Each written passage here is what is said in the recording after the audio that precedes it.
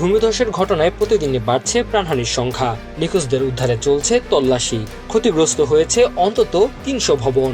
তবে নদীর পানি বাড়ায় ব্যাহত হচ্ছে উদ্ধার কাজ। সবচেয়ে বেশি ক্ষতিগ্রস্ত চূড়াল মালা এলাকায় যেতে অস্থায়ী সেতু তৈরি করা হয়েছে। কেরালায় রোববার থেকে বৃষ্টি কমার পূর্বাভাস রয়েছে। এরই মধ্যে দিল্লিতে ৩ দিনে যে পরিমাণ বৃষ্টি হয়েছে যা ১৪ বছরের বেশি।